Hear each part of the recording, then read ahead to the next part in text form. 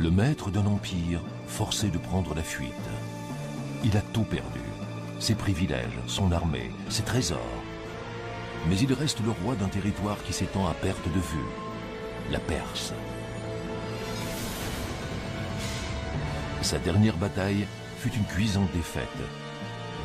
Son puissant ennemi, Alexandre le Grand.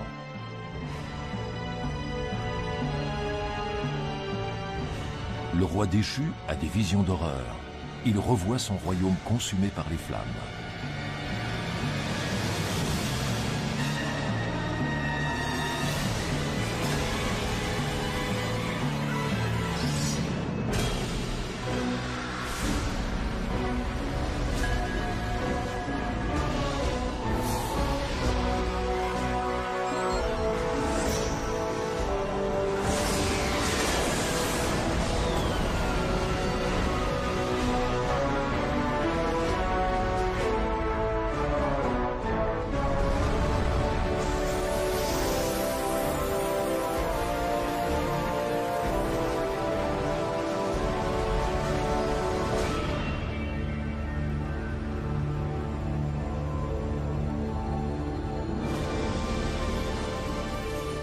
Il y a presque 2500 ans, la Perse formait un empire constitué de déserts et de cailloux.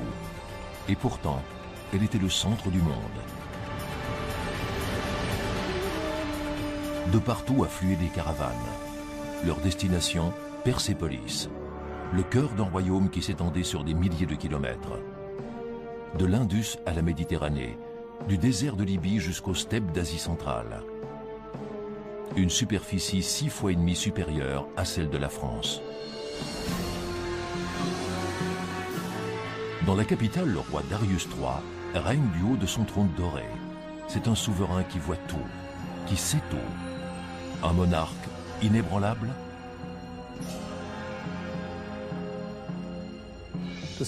La Perse formait un empire pluriethnique. À de nombreux points de vue, on peut dire qu'il a été le prédécesseur et le modèle de l'Empire romain.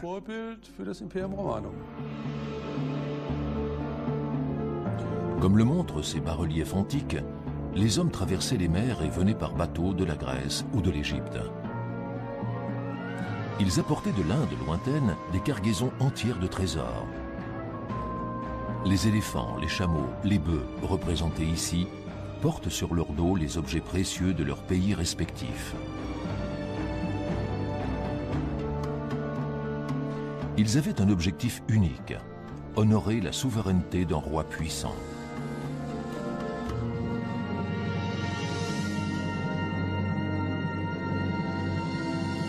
À cette époque, le désert devient une chambre au trésor, un jardin en fleurs.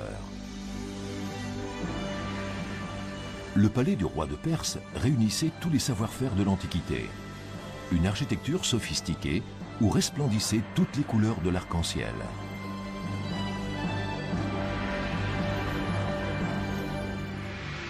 Pour ses contemporains, Persépolis est la 8e merveille du monde.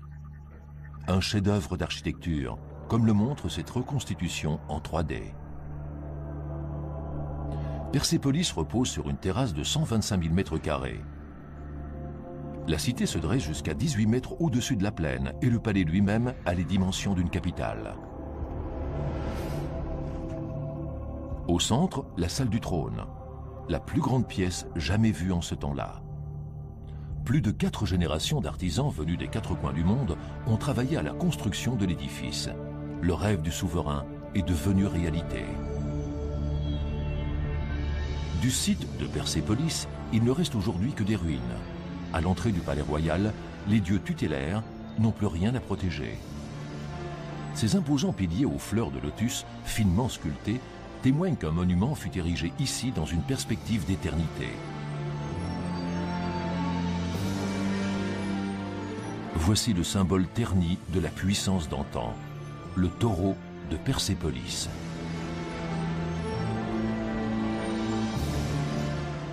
Ces imposants escaliers extérieurs en pierre, ornés de bas-reliefs, avaient été signés des plus grands maîtres. De gigantesques piliers de 20 mètres de haut, incroyables pour l'époque. Les dimensions des portes du palais sont aussi titanesques. De fascinantes sculptures évoquent un univers depuis longtemps disparu.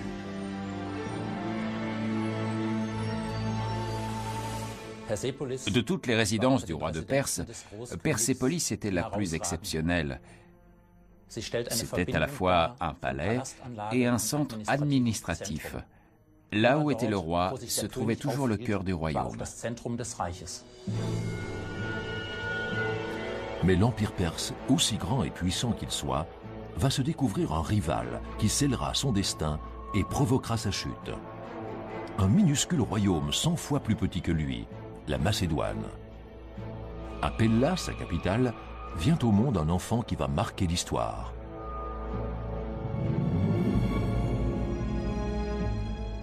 Il est né ici, à l'ombre des montagnes austères de Macédoine, Alexandre, que l'on appellera plus tard le Grand, et qui osera défier le puissant roi Darius III.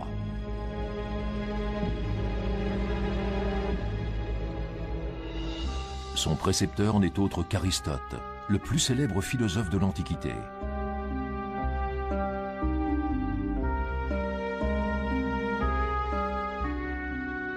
Il lui enseigne la logique de la réflexion, le pouvoir des mots, les rouages de la politique. Alexandre saura transformer les paroles de son professeur en actes. Il n'oubliera jamais ce que lui raconte Aristote sur les richesses de la Perse. Dans les chambres au trésor de Persépolis, il y aurait de l'or à profusion. Un trésor dont il suffirait de s'emparer pour se venger des exactions commises autrefois par les Perses. 150 ans auparavant, ils ont détruit le monument qui faisait toute la fierté de la Grèce, l'Acropole d'Athènes, pour punir le peuple grec de ne pas vouloir se soumettre à leur volonté.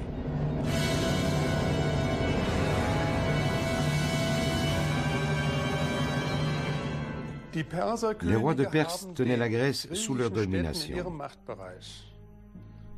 Même s'ils leur avaient promis la fortune et la liberté, ils les avaient privés de leur autonomie politique. Et par-dessus tout, de leur droit de partir en guerre. Le peuple grec était profondément offensé. Ce qu'il voulait plus que tout, c'était être libre. Alexandre se sent investi d'une mission, que ce rêve de liberté devienne réalité. Très tôt, il apprend à se battre et à vaincre. Et même s'il ne le savait pas, le temps lui est compté. Il mourra jeune, à 33 ans seulement. Mais dans sa courte vie, il accomplira davantage de choses que tous les autres grands généraux de l'histoire.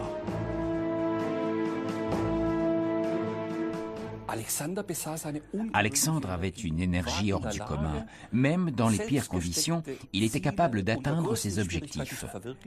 De plus, c'était un homme doté d'un charisme incroyable. Sans ça, il n'aurait pas pu recruter tous ces soldats qui ont accepté de le suivre sans réserve et qui lui ont offert un soutien inconditionnel. Alexandre a 20 ans lorsqu'il hérite du trône. Désormais, rien ne peut l'arrêter. Il veut provoquer le destin, convaincu que les dieux sont avec lui. En l'an 334 avant Jésus-Christ, Alexandre commence à concrétiser son vaste projet. À la tête d'une armée de 30 000 hommes, il avance en territoire perse. Sa campagne a commencé.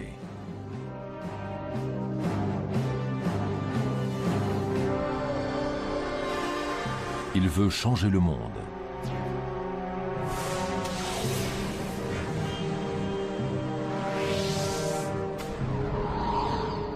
Arrivé à Troie, Alexandre passe en Asie en traversant l'Hellespont, l'actuel détroit des Dardanelles. Malgré son jeune âge, c'est un formidable stratège. Il veut d'abord occuper les ports d'Asie mineure afin que la puissante flotte perse ne puisse pas attaquer son pays en partant de là. Issos, la principale ville portuaire de la Perse, a conservé son mystère pendant des siècles. Personne ne savait où elle se situait réellement. Récemment, une équipe d'archéologues dirigée par l'américaine Mary-Henriette Gates a réussi à localiser le site historique.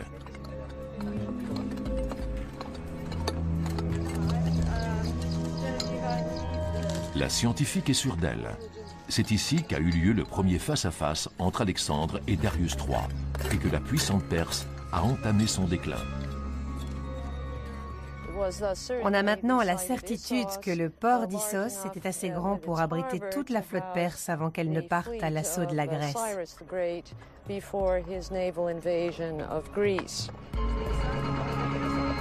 Ironie du sort, c'est également d'ici que la flotte perse était partie plus d'un siècle auparavant pour aller conquérir Athènes.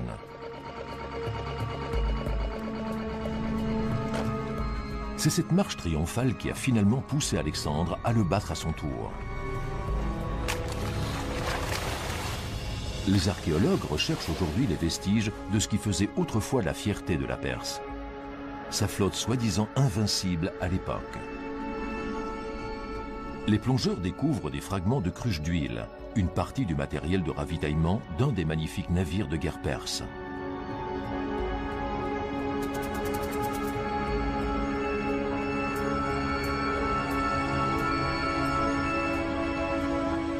Ce navire était probablement amarré à cette énorme ancre de pierre.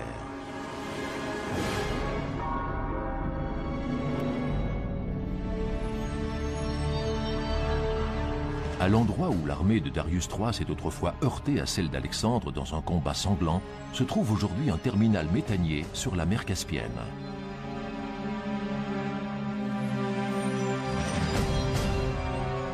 L'animation en 3D révèle ce qui s'est probablement passé à Issos en l'an 333 avant Jésus-Christ. Sur la rive nord, Darius III positionne ses troupes pour affronter les rangs ennemis de l'autre côté du port. La rivière Pinarus sépare encore les deux armées. Alexandre réagit immédiatement en positionnant ses hommes sur la rive sud, face à l'ennemi, et bloque les fantassins de ce dernier grâce à la redoutable phalange. Ensuite, il envoie ses troupes d'élite au combat, sur la droite, en bordure de montagne. Pris au dépourvu, les soldats perses reculent. Alexandre peut alors attaquer le roi Darius III de front. Le musée national de Naples recèle une œuvre d'art unique, vieille de plus de 2000 ans, la mosaïque dépeignant la bataille d'Issos. Tel un instantané d'un correspondant de guerre de l'Antiquité, elle montre comment Darius III a perdu le contrôle de la situation. Du côté perse, le désordre, des soldats fuyant dans tous les sens, des combattants à l'agonie. En face, Alexandre, dont la jeunesse n'a d'égal que la détermination. L'ennemi a capitulé. Beaucoup d'exemples ont prouvé que dans l'Antiquité, le commandant en chef est en fin de compte l'arme ultime de sa propre armée. Celle-ci n'est que son instrument. Si jamais le commandant en chef dépose les armes, toute la bravoure de ses soldats devient alors inutile. Le roi de Perse préfère prendre la fuite avec ses chars. Darius III, un lâche, cette mosaïque reflète-t-elle vraiment la vérité? La supériorité d'Alexandre, alors âgé de 22 ans, était-elle réellement si prodigieuse? La rivière Pinarus, située à 3 km de la mer.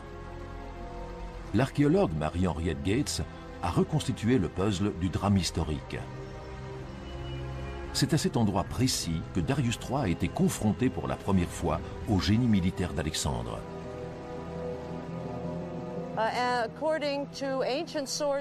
D'après les sources et notre reconstruction géomorphologique du paysage tel qu'il était il y a environ 2400 ans, ce serait précisément ici que la cavalerie d'Alexandre aurait pris d'assaut le côté sud de la rivière, avant de la traverser et de prendre Darius III et son armée par surprise.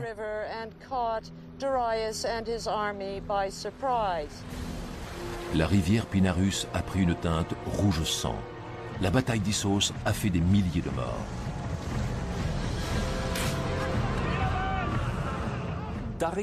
Darius III n'était pas quelqu'un de naïf, mais il ne se doutait pas qu'il avait en face de lui un adversaire aussi redoutable, audacieux et déterminé. La stratégie militaire d'Alexandre le Grand était vraiment exceptionnelle. Sa volonté de vaincre était plus forte que celle de son ennemi, et la manière dont il a déployé sa cavalerie était franchement révolutionnaire. Dans la confusion du champ de bataille, dans les combats au corps à corps, se révèle le prodigieux talent d'Alexandre. Il se bat contre un ennemi qui est supérieur en nombre, une armée réputée invincible. Mais la rapidité et l'aspect psychologique sont les clés de son succès. Dans l'histoire, il y a beaucoup d'exemples où le commandant d'une armée moins nombreuse a vaincu parce qu'il était un tacticien habile. Alexandre l'a prouvé dans toutes ses batailles. Il était conscient qu'il n'avait aucune chance sur un plan numérique. La pression psychologique était son seul recours et il l'avait très bien compris. Une stratégie lourde de conséquences pour l'ennemi. Darius III quitte le champ de bataille. Le maître de l'Empire perse prend la fuite. Et ce ne sera pas la dernière fois.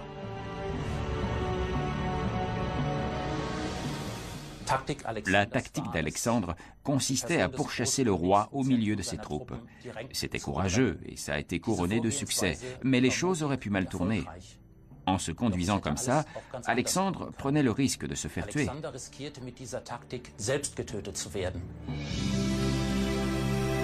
Alexandre prend d'énormes risques. La victoire paraît désormais si proche. Il savoure les fruits de son triomphe, les trésors abandonnés par Darius III dans son campement.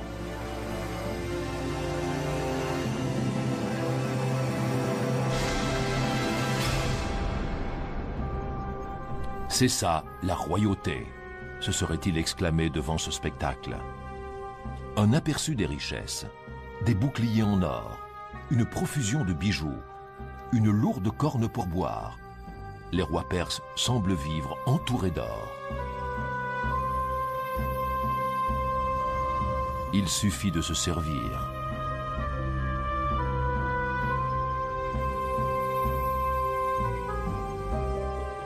Alexandre s'approprie aussi un autre trésor. Statera, l'épouse du roi Darius III. Il la traite pourtant avec respect.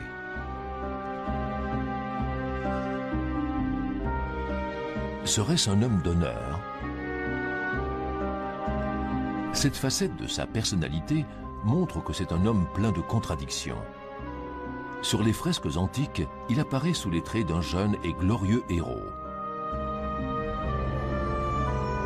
Sur les pièces de monnaie, son portrait est celui d'un dieu. Derrière toutes ces représentations, quel était donc son véritable visage?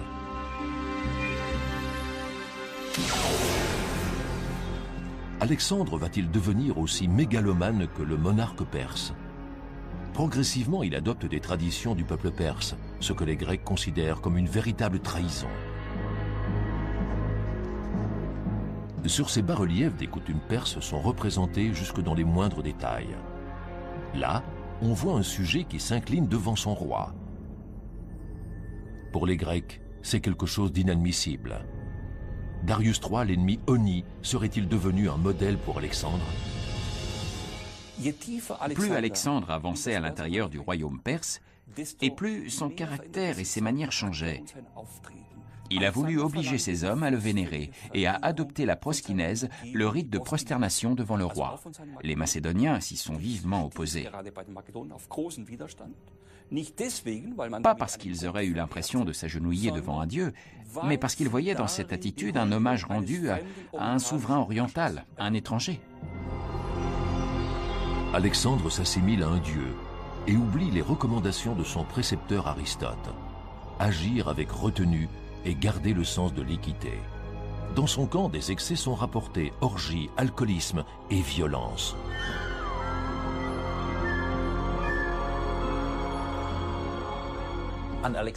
Depuis toujours, les avis sont partagés sur le personnage d'Alexandre.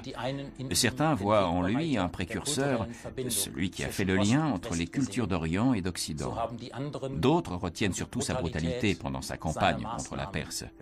Ses châtiments n'ont pas épargné les femmes et les enfants. Des milliers d'entre eux ont été vendus comme esclaves ou ont été tués. Tausende wurden in die Sklaverei verkauft oder sogar getötet. La bataille d'Issos est la première victoire d'Alexandre. Cependant, la route est encore longue jusqu'à Persépolis. L'armée perse n'est pas encore totalement vaincue. Il reste des milliers de kilomètres à parcourir en territoire ennemi. Mais le pouvoir d'attraction de Persépolis est irrésistible. Aujourd'hui, les ruines de la ville ne laissent guère deviner sa grandeur d'autrefois. Au milieu des terres arides, d'une couleur brune uniforme, se dressait cet imposant monument, tel une pierre précieuse brillant de tout son éclat. Le vent et les orages ont depuis longtemps effacé ces couleurs originelles.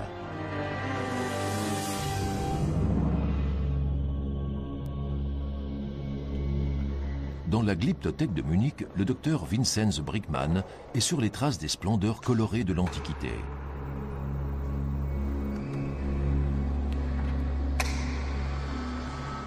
Le rayon lumineux de la lampe UV n'éclaire pas uniquement le marbre blanc. Ce qui était depuis des siècles invisible à l'œil nu se révèle maintenant à travers les rayons ultraviolets, les riches couleurs passées de la peinture.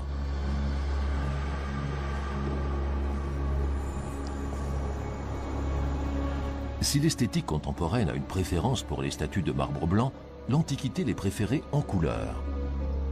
Les rayons ultraviolets laissent deviner la chatoyante cuirasse d'écaille d'un guerrier perse.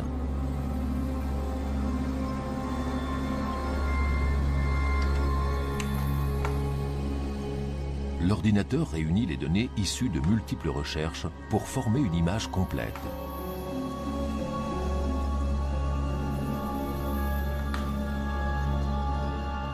Voici à quoi ressemblait à l'origine un des archers de l'armée du roi Darius III. Une image réaliste aux couleurs éclatantes.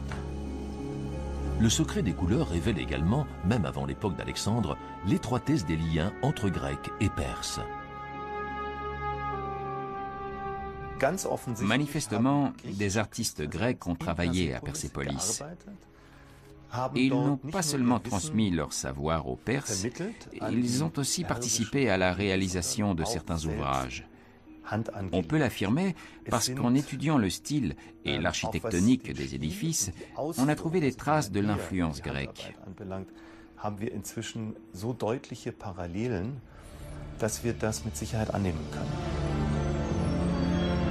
Le palais dans lequel résidait Darius III était le symbole de la modernité de son empire.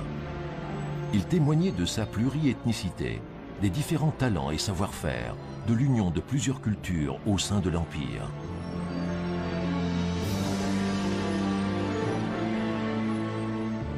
Au cœur du palais, le trône du roi, le symbole du pouvoir.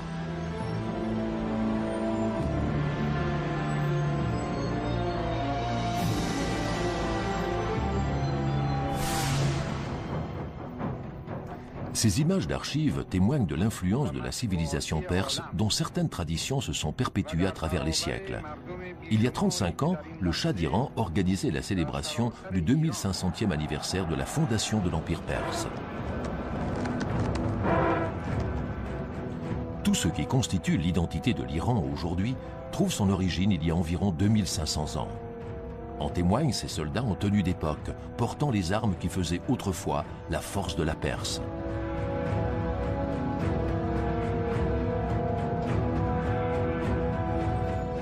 Leur équipement militaire le plus sophistiqué à l'époque surpassait de loin la puissance militaire des autres pays.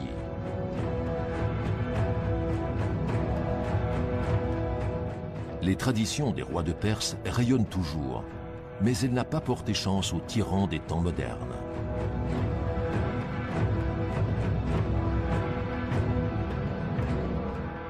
Le Shah d'Iran a lui aussi été destitué, comme le roi perse jadis. Le luxe et l'opulence disparus du jour au lendemain.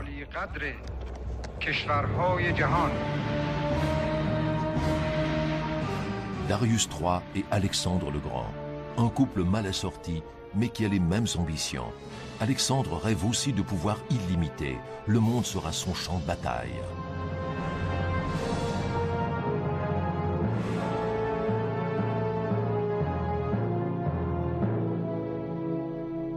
Alexandre croyait en sa mission, il se sentait guidé par les dieux Hercule et Jupiter. L'Empire perse s'étendait maintenant devant lui et quelqu'un qui a déjà connu autant de triomphes dans sa vie ne s'arrête généralement pas là. Très peu de conquérants dans l'histoire ont dit un jour « ça suffit, j'arrête là ». De quelle taille étaient les obstacles se dressant devant Alexandre? Cette question a fasciné l'archéologue Ernst Herzfeld. En 1933, son équipe fouille l'ancien site de Persépolis. Elle y fait une découverte exceptionnelle. des milliers de tablettes d'argile portant des inscriptions, de véritables archives.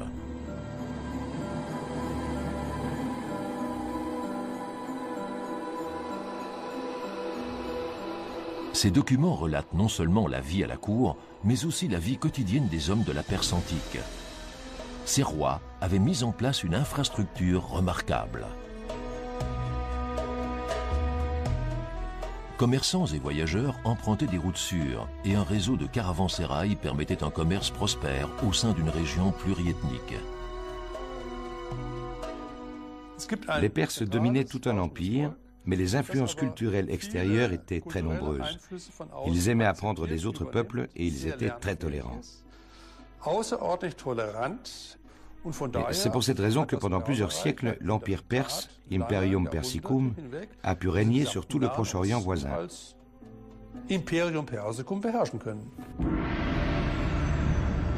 Une preuve évidente de cette supériorité culturelle se trouve à plus de 100 km de Persépolis.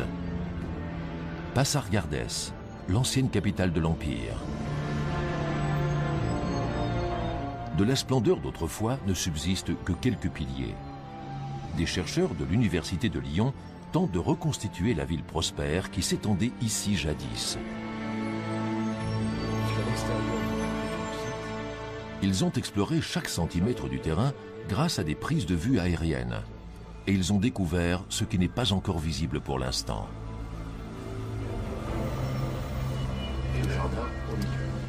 Des structures cachées sous terre. Elles révèlent le secret de Pasargādès, un gigantesque système d'irrigation qui a mené la vie dans cette contrée désertique.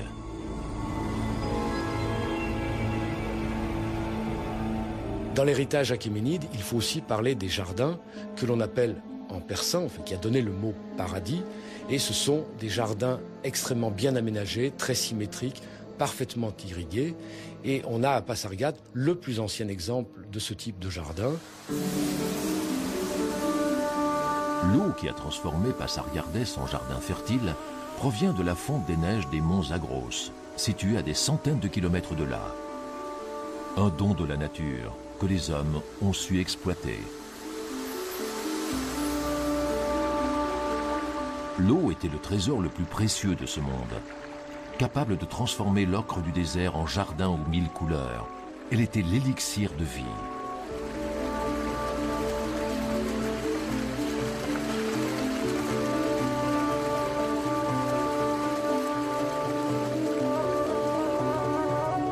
De ce gigantesque système d'irrigation ne subsistent que quelques vestiges, comme ce bassin en pierre dans le domaine du palais.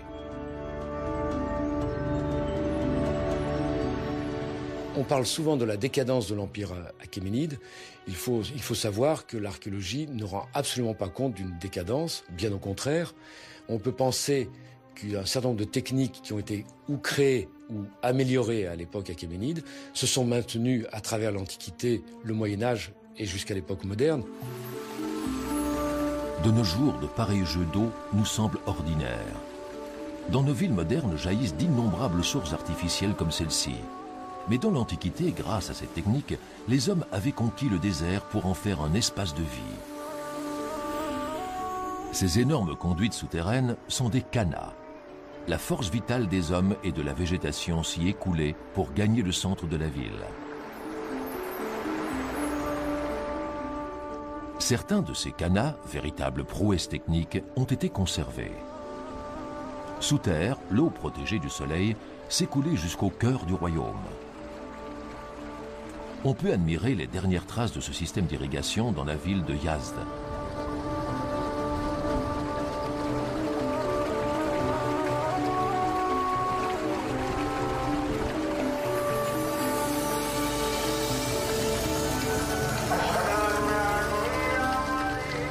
Une ville au milieu du désert, tout comme Persépolis, et pourtant prospère et pleine de vie. Elle compte aujourd'hui 300 000 habitants.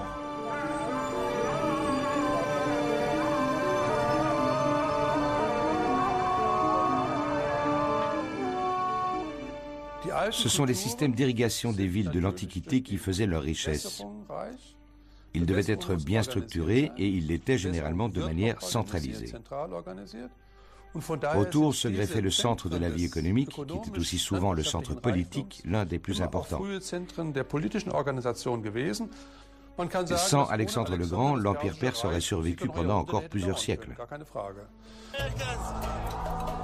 L'empire que forme la Perse dans l'Antiquité correspond au contour de l'Iran actuel. La libéralisation du commerce, un système de mesure et une monnaie unique ont encouragé la croissance économique du pays.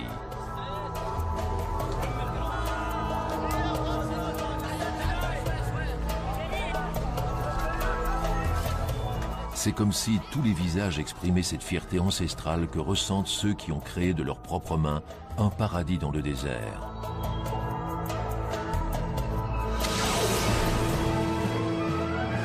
Quelle est cette mystérieuse énergie qui faisait avancer Alexandre?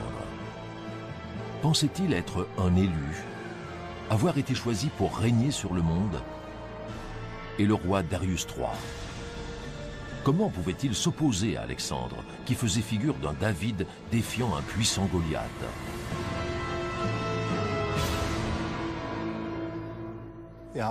Darius III a eu peur. Je pense qu'il avait un complexe d'infériorité face à Alexandre. C'était un point faible, et Alexandre a concentré tous ses efforts là-dessus. La force de Darius III, c'est l'héritage de ses prestigieux ancêtres. Et c'est en même temps sa principale faiblesse. Gravée dans la pierre, une affirmation qui se voulait éternelle. Seul le roi des Perses peut être désigné par Dieu pour régner sur le monde. Les ancêtres du roi vivaient au milieu de paysages comme celui-ci. Un environnement qui poussait les hommes à s'endurcir, à lutter pour survivre. Ici vivent encore aujourd'hui des nomades qui manient les armes comme leurs ancêtres perses.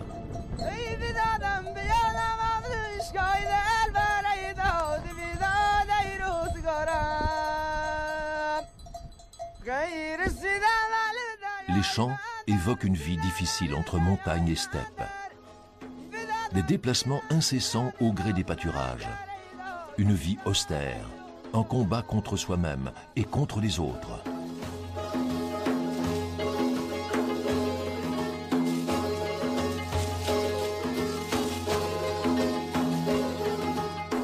L'homme et l'animal doivent affronter la nature pour en tirer toute leur force.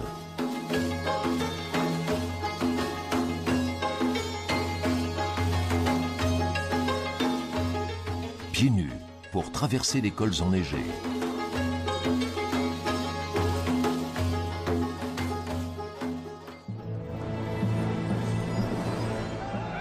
Darius III est un enfant de ce monde-là. Dur, impitoyable, né pour vaincre. Ainsi l'exige l'héritage transmis par ses aïeux. Il réunit tous les moyens humains et matériels dont il dispose.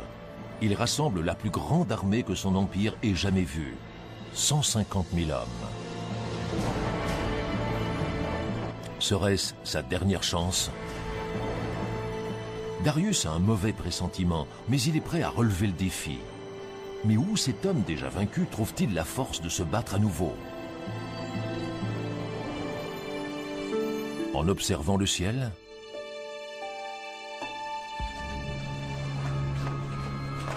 Centre de recherche d'astrométrie et dynamique stellaire à Heidelberg, en Allemagne. Des phénomènes naturels survenus au cours du règne de Darius III pourraient apporter des éclaircissements sur ce qui a pu influencer le cours de l'histoire.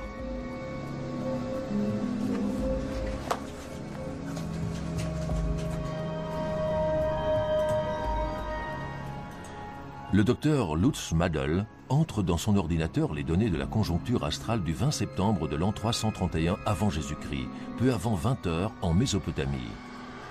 Il y a eu une éclipse de lune. Cette éclipse de lune était visible dans tout l'océan Indien, des côtes de l'Afrique orientale jusqu'à l'Asie centrale et jusqu'à l'Indochine. Elle s'est finie avec la sortie de la lune de la pénombre vers 23 heures, heure locale. Finsternis hat dann schließlich geendet mit dem Austritt des Mondes aus dem Kernschatten der Erde gegen 23 Uhr Ortszeit. Quel effet a eu ce signe du ciel sur Darius III et ses soldats? A-t-il jugé qu'il lui était favorable?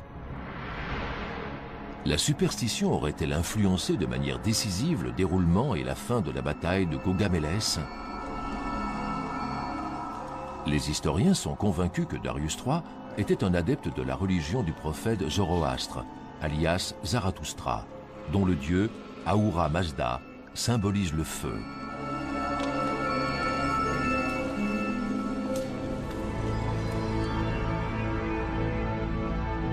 Sous le règne de Darius III, au cœur d'un univers entouré de mystères, des feux étaient allumés dans les lieux de culte. Le rite funèbre perse imposait de placer le corps dénudé du défunt dans un dakma, tour du silence, afin qu'il soit dévoré par les vautours. Ces créatures transportaient l'enveloppe terrestre jusqu'au ciel, avant la crémation et le passage dans l'au-delà. Les signes célestes bénéfiques ou de mauvais augure avaient certainement une forte influence sur les hommes de l'Antiquité. Cependant, ce n'est pas le ciel qui a décidé de l'issue de la guerre, mais une arme incomparable. La sarisse, dont sont dotés les soldats d'Alexandre. Sa pointe forgée du meilleur bronze, dure comme l'acier, en faisait une arme redoutable à l'époque. Son véritable secret était la longueur de sa lance qui pouvait atteindre 7 mètres. Les guerriers macédoniens les tenaient à 2 mains et les poussaient du bas vers le haut. L'élite des soldats d'Alexandre, la phalange. S'attaquer à son armée signifiait d'abord se frayer un chemin à travers cette forêt de lances.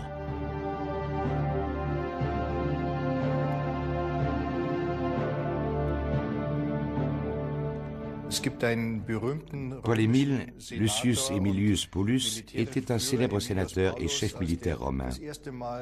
En voyant pour la première fois la phalange macédonienne, il a dit « C'est la chose la plus terrifiante, la plus horrible que j'ai jamais vue de ma vie. Moi, je serais parti en courant. » L'armée de Darius III est réputée être invincible. Ces hommes sont surnommés les 10 000 immortels, une élite militaire qui pourrait peut-être résister à la redoutable phalange grecque.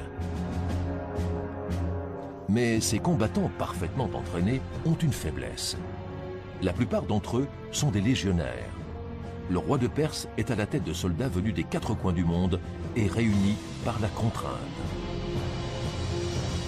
C'est donc une armée de mercenaires qui doit donner l'assaut contre Alexandre, et nombre de soldats sont originaires du même pays que lui. Du côté perse, certains adversaires d'Alexandre étaient en fait des mercenaires d'origine grecque. On peut dire qu'un empire qui ne peut pas être défendu par ses propres citoyens est déjà sur le déclin.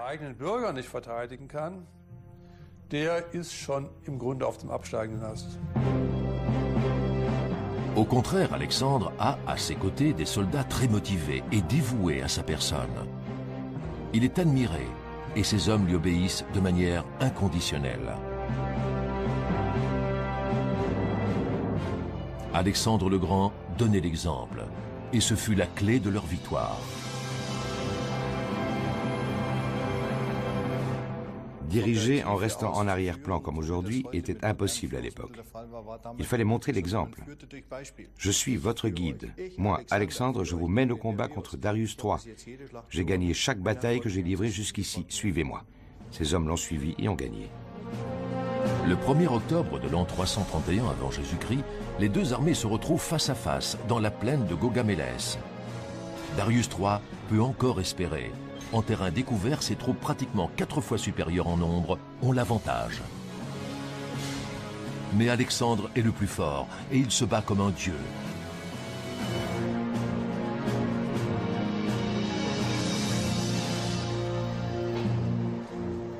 Au British Museum de Londres se trouve une collection d'écrits cunéiformes unique en son genre.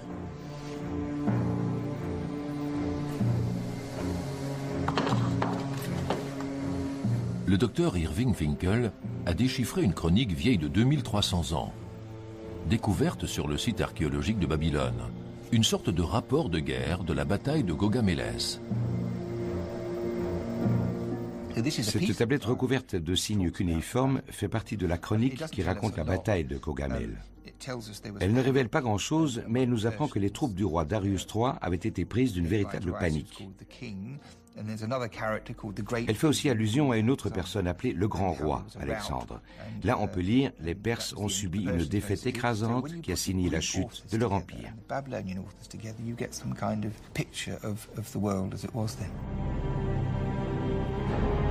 Cette découverte vient corroborer sur le plan historique ce que décrit cette mosaïque découverte à Pompéi. Voici comment se sont probablement déroulées les dernières minutes de la bataille de Gaugamélès. L'armée perse est entièrement dispersée. Alexandre le Grand est encore une fois redoutable. Plus déterminé que jamais, il met son ennemi en déroute.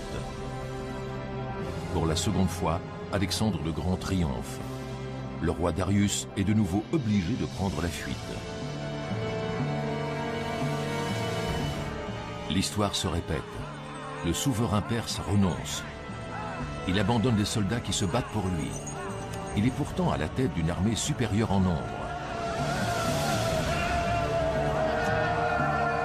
Ces soldats n'auront plus jamais à obéir à ses ordres.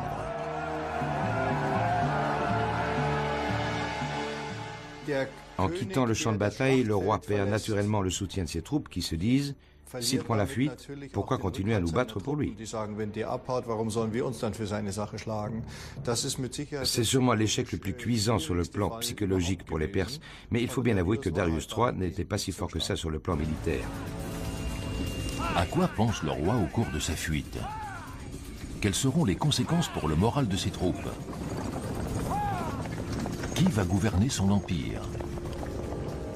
Quel sort lui réserve l'avenir?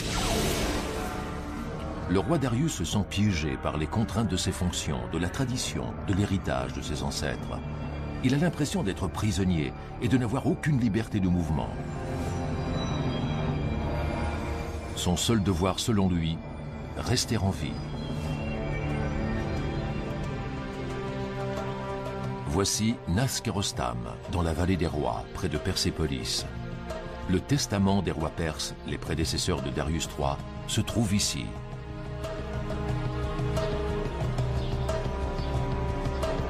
À l'abri du monde et des regards, dans les parois rocheuses verticales, sont creusées des chambres funéraires. Le chemin qui y mène est dangereux et vertigineux. Les visiteurs ne sont pas vraiment les bienvenus ici.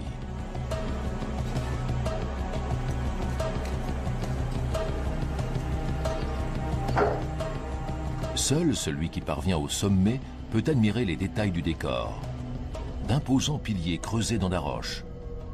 Comme eux, le roi porte sur ses épaules tout le poids de son royaume.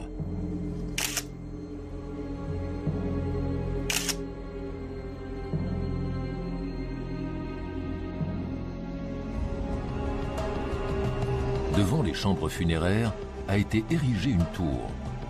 On pense que c'est dans cet édifice que l'héritier du trône était préparé à la prise du pouvoir.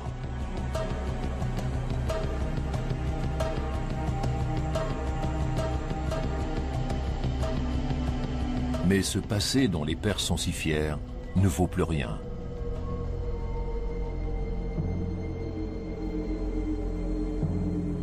C'est un étranger qui va recueillir cet héritage.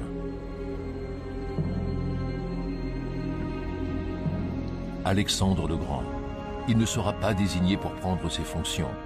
Le pouvoir, il va s'en emparer par la force. Ce n'est pas vraiment un colosse au pied d'argile qu'Alexandre a vaincu.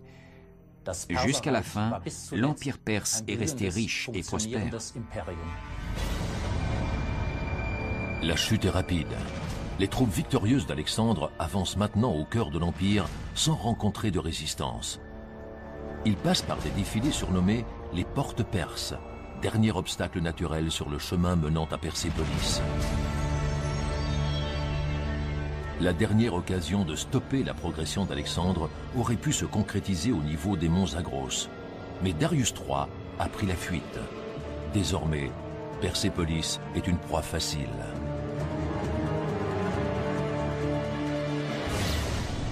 Le bastion de pierre est là, sans défense.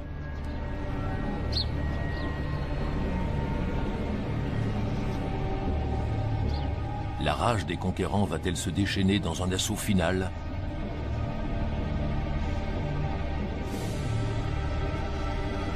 Dans les environs de l'ancien palais, les archéologues ont découvert des traces de cette tragédie.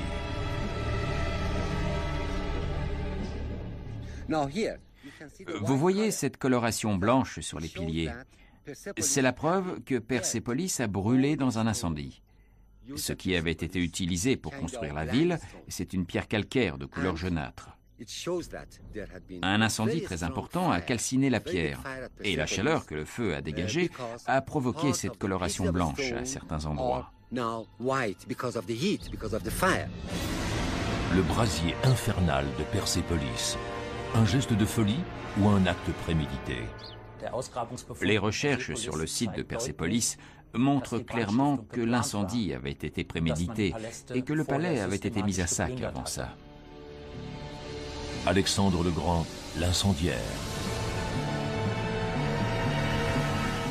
Le général victorieux montre de nouveau son côté le plus sombre.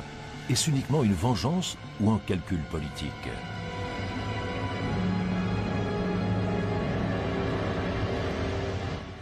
En réduisant Persépolis en cendres, Alexandre a voulu faire un signe au peuple grec et à sa patrie. Il a fait ça en toute conscience, pour se venger de la destruction de l'acropole par Xerxès Ier pendant la Seconde Guerre médique. C'était pour montrer à ses alliés grecs qu'ils devaient agir avec brutalité envers les Perses. Le roi Darius III est devenu un fuyard solitaire, un paria, l'incarnation de tous les échecs.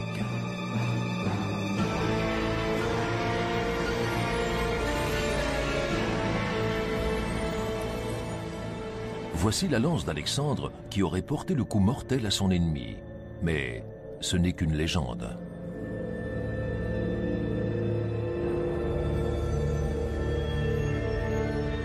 Darius III meurt très loin de Persépolis, mais pas de la main d'Alexandre.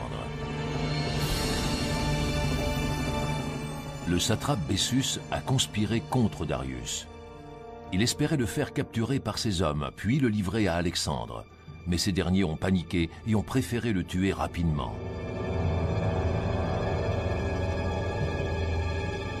Darius III est assassiné par des citoyens perses. Voici la triste fin d'un roi qui avait abandonné sa patrie.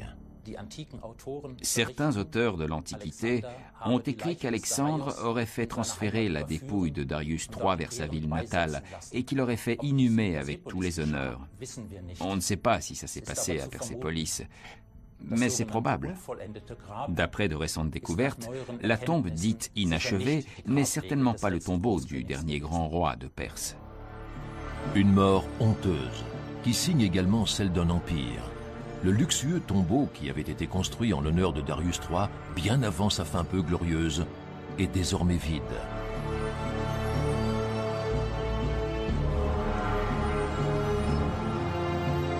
Plus aucun roi de Perse ne sera inhumé derrière ces pierres, plus personne ne donnera son nom à ces bas-reliefs sur les murs extérieurs.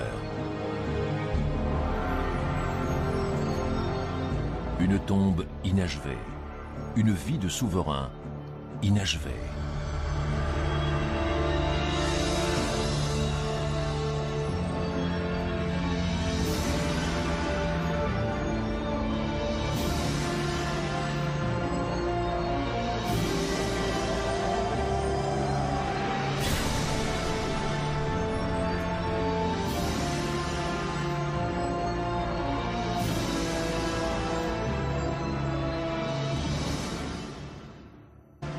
Ces imposants escaliers extérieurs en pierre, ornés de bas-reliefs, avaient été signés des plus grands maîtres. De gigantesques piliers de 20 mètres de haut, incroyables pour l'époque. Les dimensions des portes du palais sont aussi titanesques. De fascinantes sculptures évoquent un univers depuis longtemps disparu.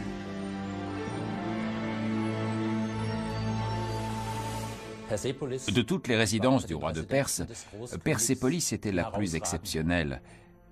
C'était à la fois un palais et un centre administratif. Là où était le roi se trouvait toujours le cœur du royaume. Mais l'Empire perse, aussi grand et puissant qu'il soit, va se découvrir un rival qui scellera son destin et provoquera sa chute. Un minuscule royaume 100 fois plus petit que lui, la Macédoine. À Pella, sa capitale, vient au monde un enfant qui va marquer l'histoire.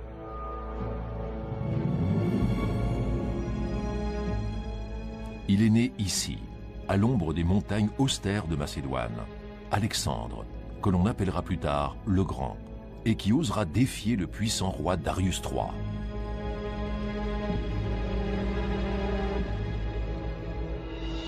Son précepteur n'est autre qu'Aristote, le plus célèbre philosophe de l'Antiquité.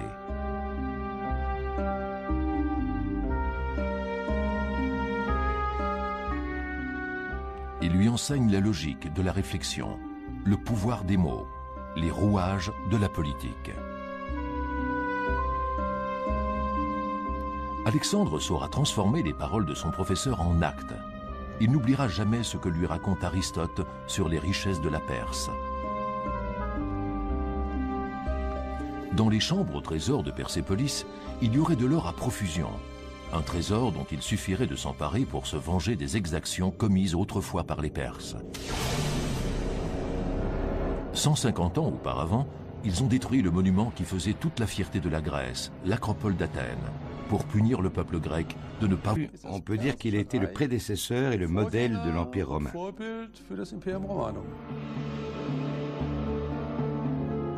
Comme le montrent ces bas-reliefs antiques, les hommes traversaient les mers et venaient par bateau de la Grèce ou de l'Égypte.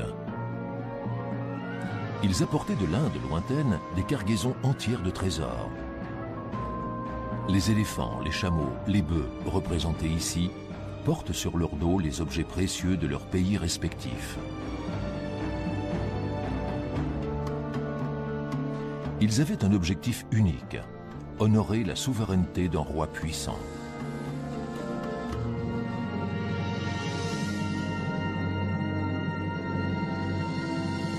À cette époque, le désert devient une chambre au trésor, un jardin en fleurs.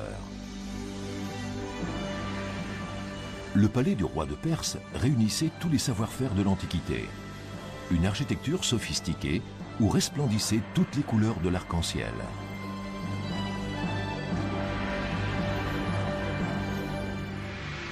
Pour ses contemporains, Persépolis est la 8e merveille du monde.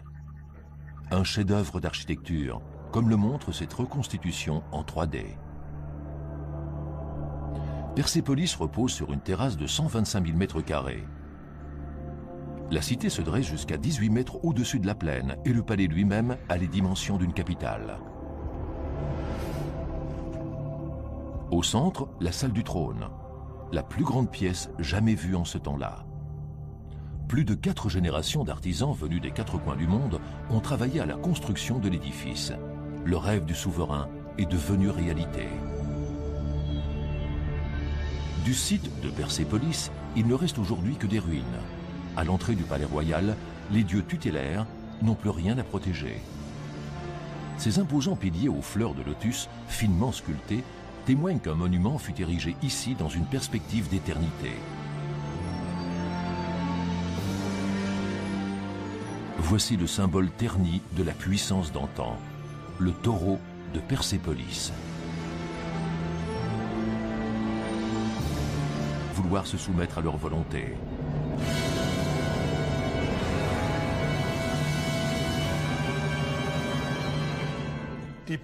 Les rois de Perse tenaient la Grèce sous leur domination. Même s'ils leur avaient promis la fortune et la liberté, ils les avaient privés de leur autonomie politique. Et par-dessus tout, de leur droit de partir en guerre. Le peuple grec était profondément offensé. Ce qu'il voulait plus que tout, c'était être libre.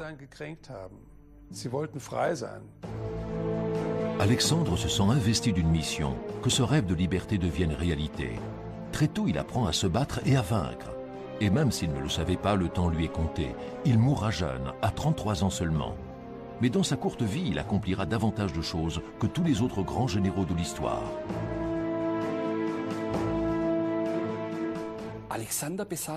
Alexandre avait une énergie hors du commun. Même dans les pires conditions, il était capable d'atteindre ses objectifs.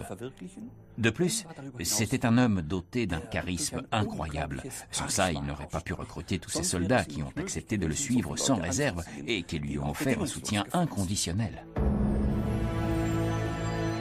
Alexandre a 20 ans lorsqu'il hérite du trône. Désormais, rien ne peut l'arrêter. Il veut provoquer le destin, convaincu que les dieux sont avec lui. En l'an 334 avant Jésus-Christ, Alexandre commence à concrétiser son vaste projet.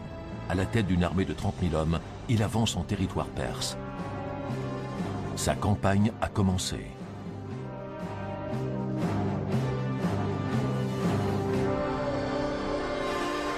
Il veut changer le monde.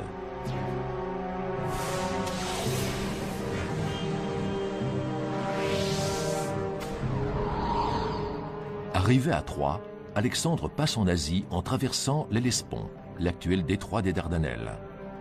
Malgré son jeune âge, c'est un formidable stratège. Il veut d'abord occuper les ports d'Asie mineure afin que la puissante flotte perse ne puisse pas attaquer son pays en partant de là. Issos, la principale ville portuaire de la Perse, a conservé son mystère pendant des siècles. Personne ne savait où elle se situait réellement. Récemment, une équipe d'archéologues dirigée par l'américaine Mary-Henriette Gates a réussi à localiser le site historique.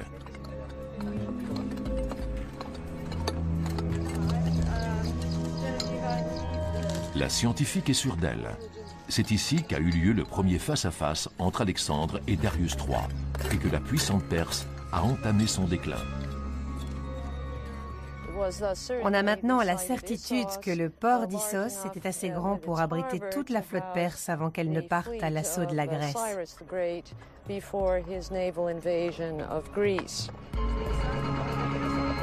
Ironie du sort, c'est également d'ici que la flotte perse était partie plus d'un siècle auparavant pour aller conquérir Athènes.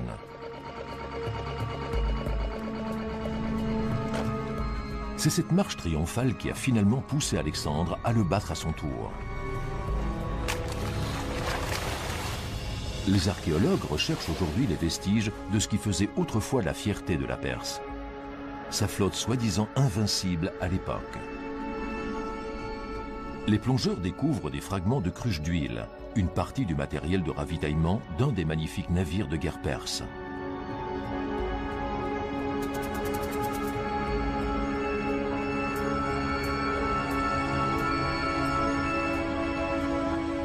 Ce navire était probablement amarré à cette énorme ancre de pierre.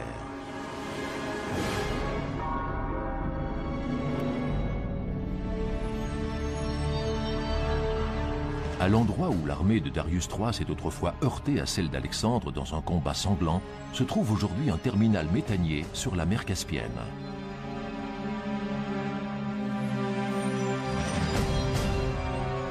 L'animation en 3D révèle ce qui s'est probablement passé à Issos en l'an 333 avant Jésus-Christ. Sur la rive nord, Darius III positionne ses troupes pour affronter les rangs ennemis de l'autre côté du port. La rivière Pinarus sépare encore les deux armées. Alexandre, le maître d'un empire, forcé de prendre la fuite. Il a tout perdu. Ses privilèges, son armée, ses trésors. Mais il reste le roi d'un territoire qui s'étend à perte de vue, la Perse. Sa dernière bataille fut une cuisante défaite. Son puissant ennemi, Alexandre le Grand.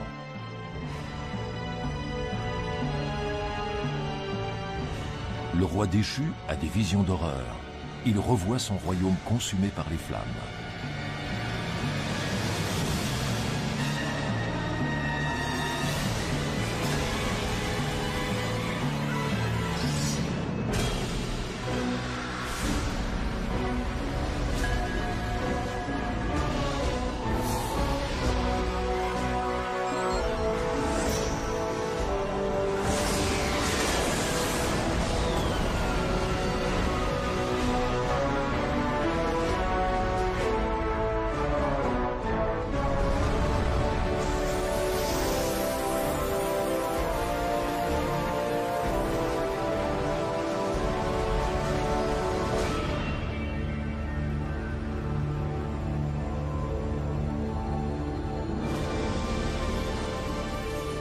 Il y a presque 2500 ans, la Perse formait un empire constitué de déserts et de cailloux.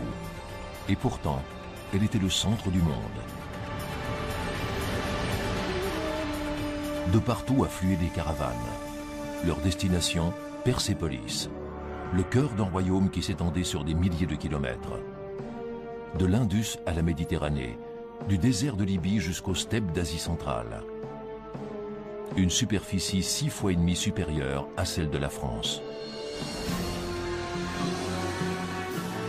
Dans la capitale, le roi Darius III règne du haut de son trône doré. C'est un souverain qui voit tout, qui sait tout. Un monarque inébranlable.